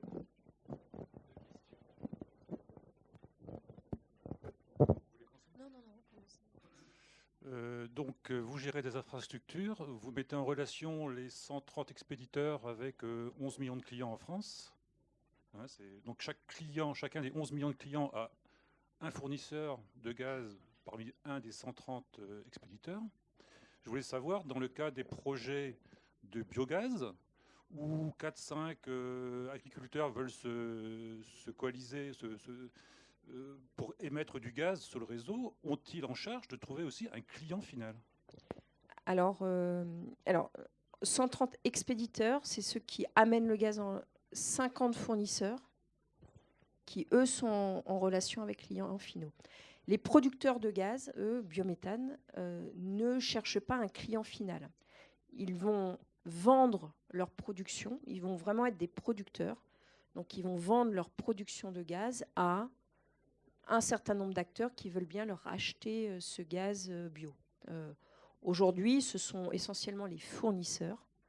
Donc, si on les cite, les Engie, EDF, Direct Énergie, Gaz de Strasbourg, etc., eux achètent ce gaz pour ensuite pouvoir le revendre au client final sous forme packagée de voilà, maintenant, quand vous achetez du gaz chez moi, vous avez 5%, 10% de gaz vert qui provient de tel endroit ou de façon un peu plus neutre. Voilà. Donc non, les producteurs ne vendent pas au client final directement. C'est un des gros avantages de l'injection dans les réseaux, c'est que justement pour sécuriser le modèle économique, il n'y a pas besoin de trouver celui à qui on va vendre la chaleur. C'est le réseau gaz qui va s'occuper d'apporter le débouché et le producteur passe son contrat sur une durée longue avec un expéditeur de son choix. Et puis il est sécurisé, si jamais l'expéditeur fait défaut, il y a un fournisseur de recours avec un tarif garanti. Oui, bonsoir. J'ai une question en se basant un petit peu sur les évolutions qu'il y a pu avoir sur d'autres infrastructures type télécommunications ou autres. Comment est-ce que toutes ces évolutions se sont traduites dans les métiers du gaz, finalement? Alors, elles sont en train de se traduire un petit peu partout. on les voit essentiellement chez nous, gestionnaires d'infrastructures dans les communes, dans nos équipes qui sont en charge d'exploiter le réseau. Donc, c'est des bureaux d'exploitation. Si vous imaginez la tour de contrôle d'un aéroport, par exemple, ben voilà, on a des techniciens dont le travail est toute la journée et la nuit d'ailleurs de suivre comment fonctionne notre réseau. Leur travail, effectivement, maintenant, de suivre aussi comment fonctionnent les postes qui injectent ce biométhane et d'avoir des réflexes et des compétences un petit peu différentes parce que c'était très simple quand le gaz n'allait que dans un sens. Aujourd'hui, en fonction des configurations, de la période de l'année, ben, le gaz peut venir du réseau de transport ou peut être produit localement et aller dans l'autre sens. Donc voilà, on voit beaucoup d'évolutions, on voit des évolutions dans ces métiers-là et dans les métiers de techniciens qui sont sur le terrain. Voilà, une région comme GRDF dans l'Ouest, on est 1100 salariés. On a 500, 600 techniciens qui sont sur le terrain et qui peuvent être amenés à maintenir, à accompagner un méthaniseur, enfin une exploitation de méthanisation en cas de dépannage, de maintenance ou ce genre de choses. Je vais donner un autre exemple. Sur le réseau de transport, on ne coupe pas. On fait nos travaux tout en assurant la continuité d'alimentation. Et donc, en général, quand on avait des travaux de maintenance, des inspections de canalisation pour regarder comment elles sont, on faisait ça l'été puisqu'il n'y avait pas de consommation. Mais maintenant, il y a de la production. Donc, dans notre planification des travaux, dans notre façon de gérer les choses, il faut qu'on intègre aussi les producteurs. De la même manière, quand on gérait le réseau de distribution, on réglait le poste de livraison une fois pour toutes pour la consommation, et puis on suivait les alarmes.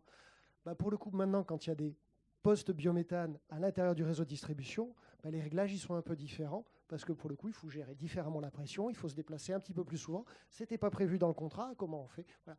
Tout ça, ça va changer au fur et à mesure, et là, pour le moment, on en a 6. Voilà. Donc c'est un grand changement qui est en route. Il ne nous fait pas peur, il est plutôt stimulant. On en a 30 l'année prochaine. Voilà. Ça démarre, ça accélère. Après, c'est une révolution qui amène beaucoup d'engagement de la part de nos salariés parce que, à titre personnel, nos salariés, nos 1100 salariés, habitent sur le territoire, des fois à la campagne, et ont une très grande fierté de voir que leur réseau, le réseau qu'ils gèrent, qui avant était un peu inconnu sous les chaussées des villes, permet d'avoir du biogaz qui alimente leur propre habitation ou l'usine, l'école d'à côté. Donc c'est une vraie fierté dans les équipes que cette révolution gazière, même si elle est évidemment pas facile tous les jours parce qu'elle amène un certain nombre de changements. Ou même sur les dîners en soirée, c'est un peu plus facile de parler du gaz renouvelable, sauf pour quelqu'un qui habite à côté d'un méthaniseur avec un collectif d'opposants, que de parler du gaz qui vient de Poutine ou du Qatar, sauf si on est avec des supporters du PSG, mais sinon c'est plus compliqué.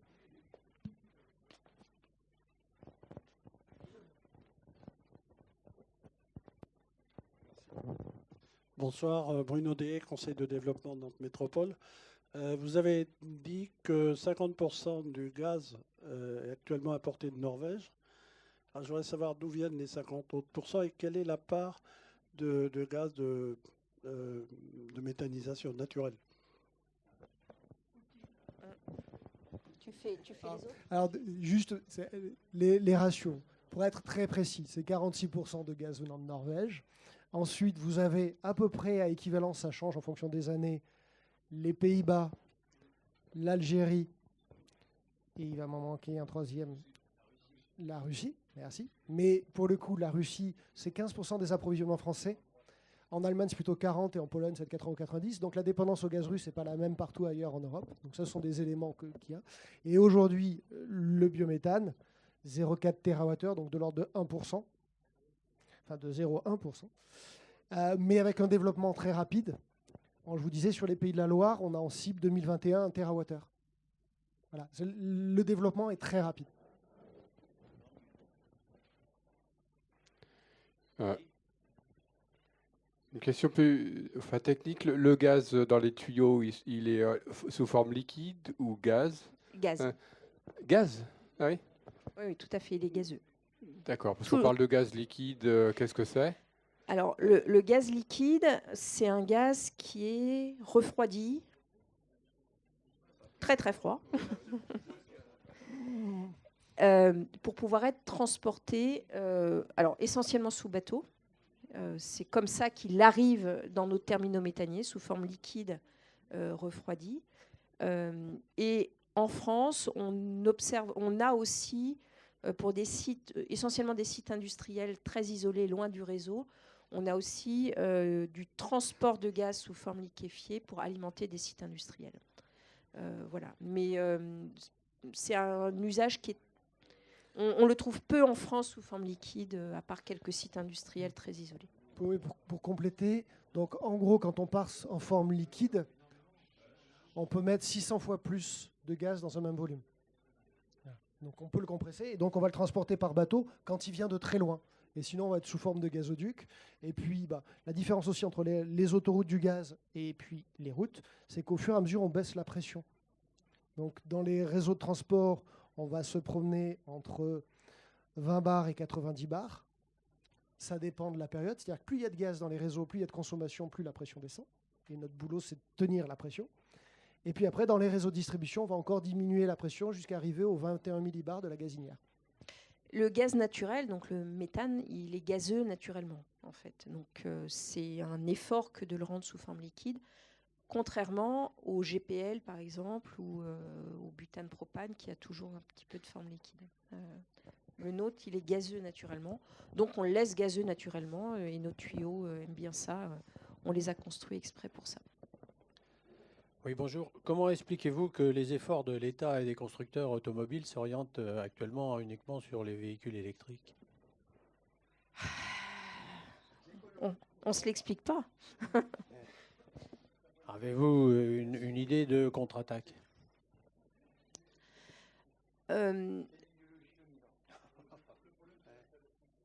Alors, contre-attaque, je dirais non. On l'évoquait tout à l'heure sur le sujet de la mobilité.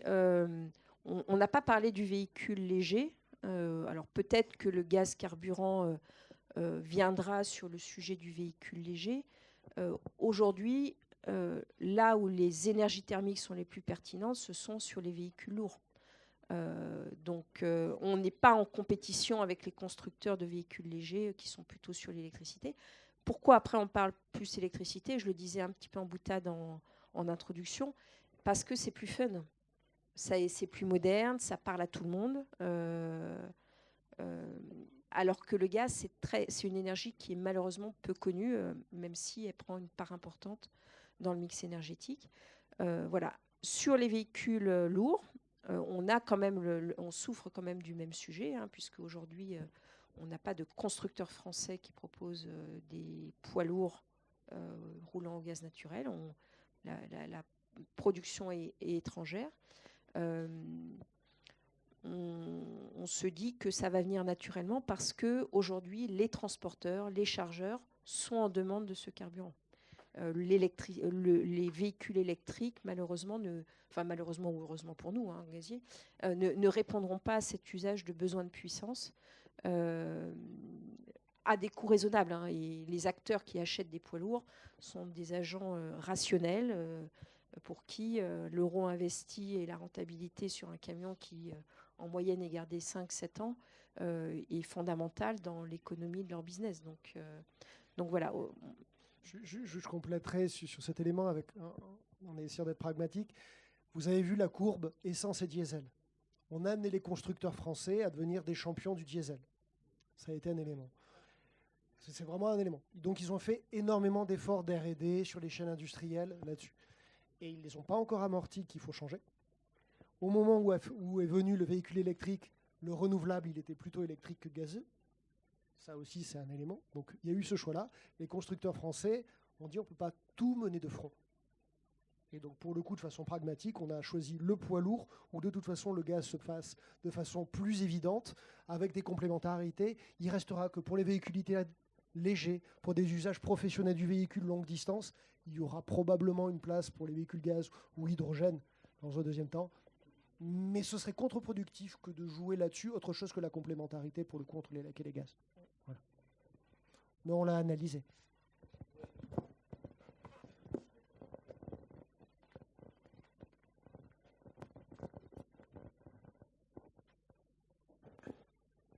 Je pense qu'il y a un des problèmes que vous n'avez pas abordé, c'est sur le problème du gaz, c'est la distribution quand même. Parce que pour avoir une installation de gaz dans un lieu où il y a des camions pour les poubelles, ainsi de suite, il en faut un certain nombre pour pouvoir amortir les coûts d'investissement et également tous les problèmes liés à la maintenance des camions.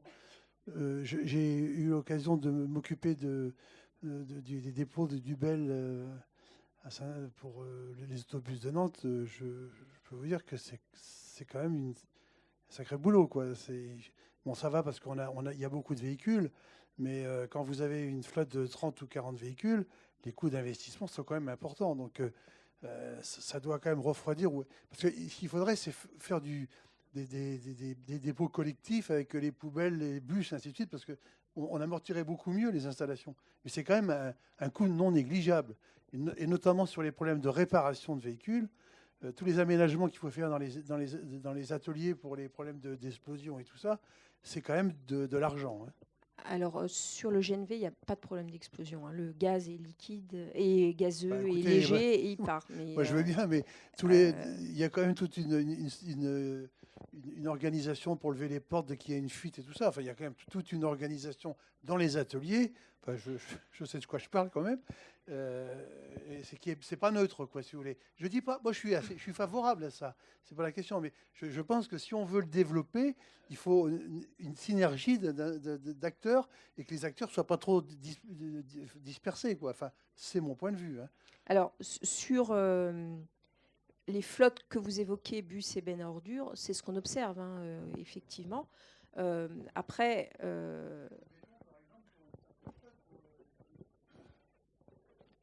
les investissements, je suis bien placée par le savoir. Je viens de prendre la décision de construire une station pour nous, en privé, sur notre site de Rennes.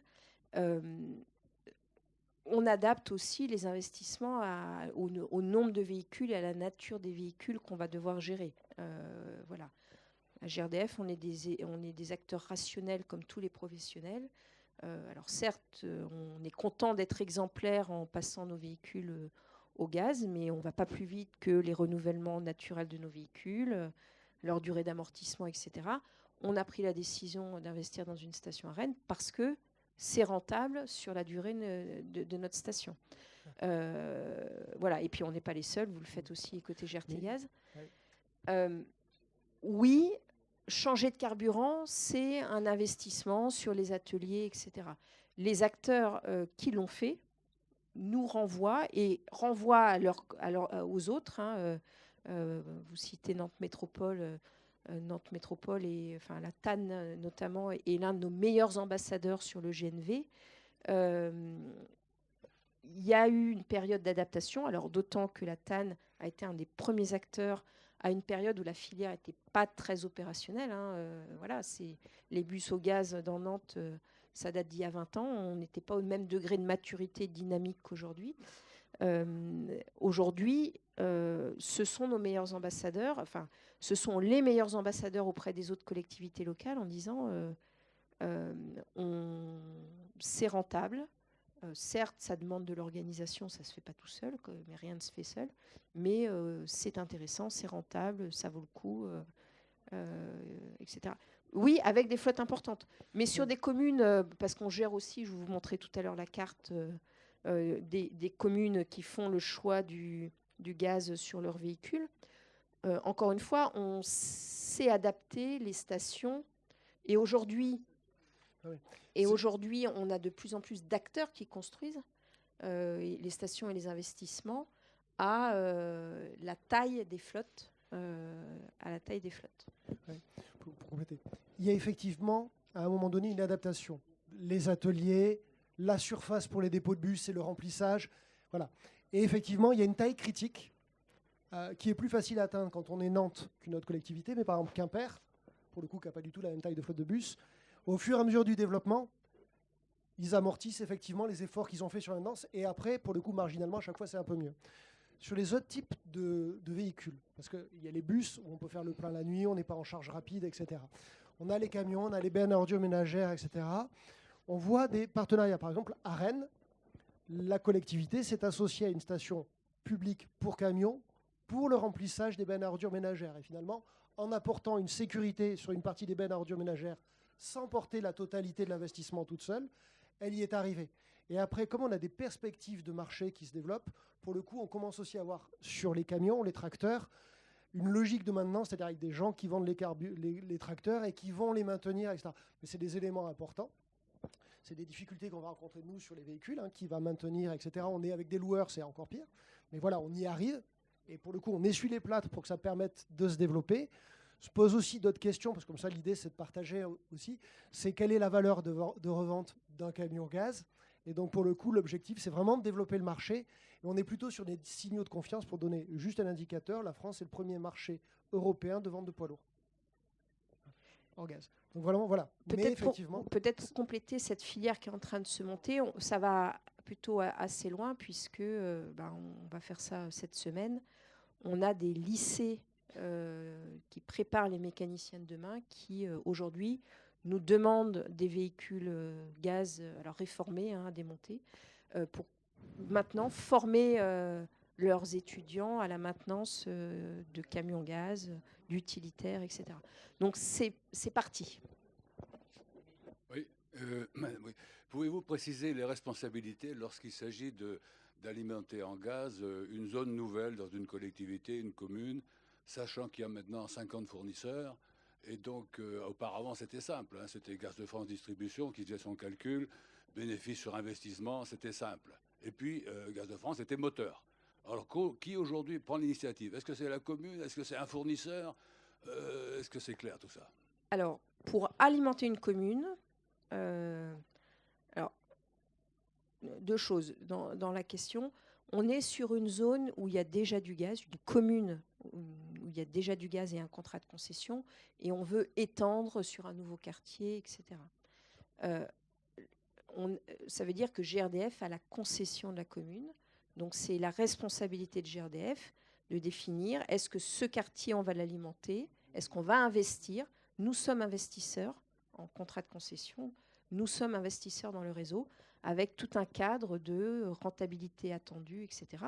Au sens de est-ce qu'il y aura assez de consommations qui passeront par le réseau versus les investissements qu'on va faire. Mais vous ne savez pas, a priori, c'est le fournisseur, c'est le vendeur qui sait le potentiel. Non, on sait aussi. Vous savez. Oui, parce que c'est notre boulot aussi. On fait aussi tout ce travail d'étude de potentiel. Et sur une nouvelle commune, c'est le choix de la commune de lancer un appel d'offres ou pas. On veut le gaz naturel ou on reste comme on est. Voilà. Et une fois que la commune a lancé son appel d'offres, les opérateurs répondent à cet appel d'offres. En ce qui nous concerne, de la même façon, le calcul qu'on fait, c'est raccorder cette commune, alimenter cette commune avec tel tracé en fonction du potentiel. Quel est le potentiel de consommation? Quels sont les investissements qu'on va faire? Est-ce qu'on y va? Quel prix on y met? Quelle participation? Et voilà notre réponse à l'appel d'offres. Voilà. Donc c'est bien GRDF qui investit dans l'infrastructure, toujours GRDF qui investit dans l'infrastructure. Mais l'étude de marché, ce n'est pas le fournisseur, c'est vous en l'occurrence. C'est nous. On est l'investisseur dedans. Les fournisseurs, en fait, eux, je vais dire, sans que ce soit péjoratif, le gaz arrive dans un logement, dans 10 logements, dans 20 logements. Ils vont se battre entre eux pour savoir qui fournit le gaz dans l'immeuble, dans le logement, qui va avoir le contrat final. Et ils seront chargés en amont de mettre du gaz dans le réseau qui correspond à ce qu'ils vont gagner comme contrat final. Donc c'est vous le moteur. Finalement. Mais par contre, l'infrastructure, c'est nous.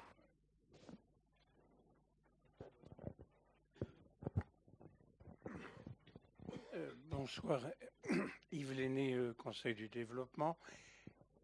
J'ai deux questions très différentes. L'une concerne votre exposé sur les différences que l'on peut relever entre les fournitures d'énergie Et ce qui m'intéresse particulièrement, c'est le pétrole comparé au gaz, mais il y a aussi l'hydrogène.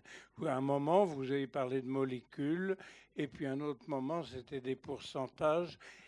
Moi, j'ai été très étonné du gouffre béant, parce que la population, généralement, pense que le gaz est un petit peu moins dangereux pour la planète, mais peut-être un petit peu moins seulement. Or, c'est beaucoup moins. Est-ce que vous pourriez seulement repréciser ces échelles-là? Ma deuxième question est personnelle. J'ai changé mon chauffage au gaz par une pompe à chaleur il y a un peu moins de 2 ans, et je ne savais pas que vous aviez, j'ai fait un appel d'offres à droite et à gauche, et finalement, c'est la marque Daikin qui a emporté mon choix. Et je ne savais pas que vous aviez une combinaison pour pompe à chaleur. Alors, nous, GRDF, on ne vend rien du tout, hein, ni pompe à chaleur, ni tout ça. Ce sont les installateurs, la filière qui proposent ce genre de technologie. Nous, à GRDF, on a tout un travail d'animation des installateurs, des professionnels du gaz, pour, là aussi, qu'ils soient dans la même démarche de transition énergétique. Alors, ils n'ont pas forcément besoin de nous, hein, d'ailleurs, mais et pour qu'ils proposent des solutions gaz naturel qui nous permettent de faire les programmes attendus conformément aux réglementations thermiques. Donc, nous, GRDF, on ne vend rien. On ne vend pas de gaz, on ne vend pas de chaudière, mais on est un catalyseur plutôt de la filière pour faire en sorte que cette énergie gaz soit bien utilisée, réponde à la transition énergétique. Après, pour les ratios que l'on donnait, je vais reprendre le slide plutôt sur la mobilité, mais parce qu'il donne des éléments. Oui, c'est mal connu. C'est un peu notre sujet. C'est pour ça qu'on est un peu caliméro dans le gaz. C'est notre énergie n'est pas très bien connue. Oui, le gaz est moins polluant que les autres énergies fossiles. Par une chose très simple, alors au sens de plusieurs choses, hein. La pollution aujourd'hui, ou l'impact environnemental d'une énergie, elle se mesure par plein d'objets, et d'ailleurs qui sont souvent contradictoires. Il y a la question des émissions de CO2 que va produire l'utilisation de cette énergie. Quand on brûle, qu'est-ce qu'on produit comme énergie, et notamment comme dioxyde de carbone. Dans les énergies thermiques, le gaz, parce que c'est une seule molécule de carbone dans le gaz naturel, donc une seule molécule de CO2 quand on brûle, pour une molécule de carbone brûlée, le gaz est l'énergie qui produit le moins de carbone à la combustion. Moins que le bois, moins que l'essence, où on est sur des chaînes carbonées très longues, moins que le butane, le propane, où on est à 3-4 chaînes de carbone. Une molécule de butane, vous la brûlez, c'est 4 molécules de CO2. Une molécule de méthane, une molécule de CO2. Voilà. C'est de la chimie. Donc oui, c'est moins émetteur de CO2 que les autres énergies fossiles. Au moment où on brûle. Autre point dans l'impact environnemental, c'est tous les à côté, les particules fines, les oxydes d'azote, etc. Pourquoi aujourd'hui le biométhane produit pas beaucoup moins que les autres? Parce qu'en fait, il est filtré pour ça. Je disais tout à l'heure, quand on fait de la méthanisation, la première partie du process, c'est on laisse fermenter et ça fabrique du biogaz.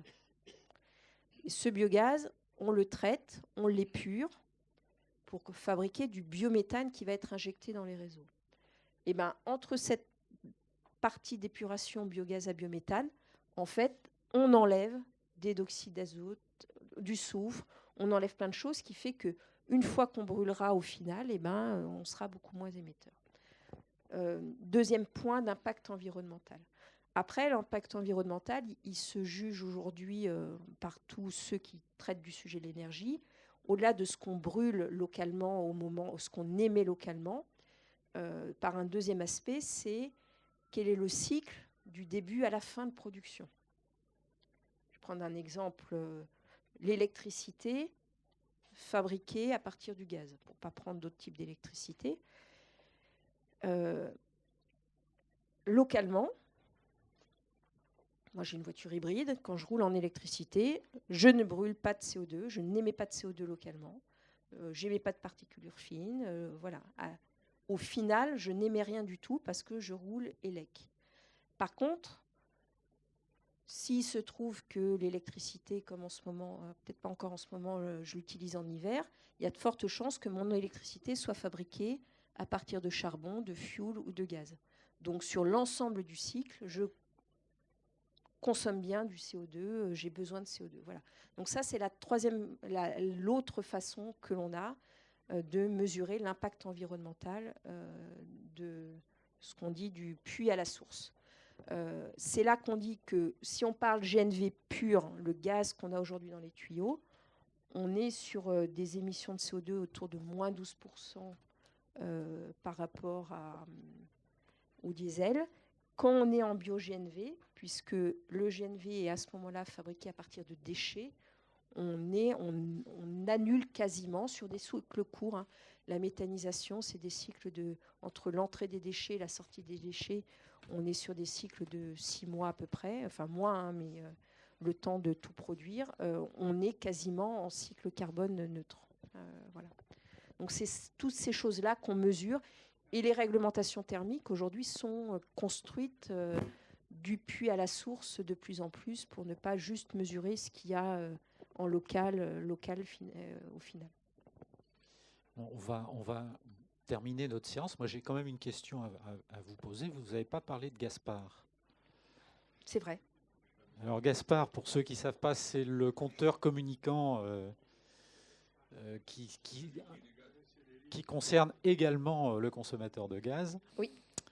Alors, c'est un compteur qui doit être drôlement sympa parce qu'on n'en parle pas, personne ne s'y oppose.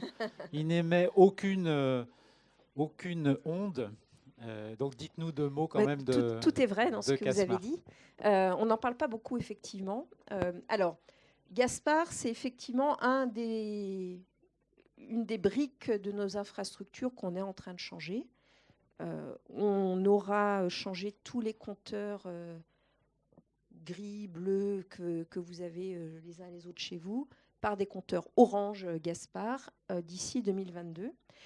Ces compteurs sont assez différents des compteurs Linky, qui sont des organes, l'électricité le permettant, qui vont permettre évidemment de remonter de l'information, des données de consommation, meilleure facturation de l'énergie pour chaque client, mais aussi d'opérer à distance.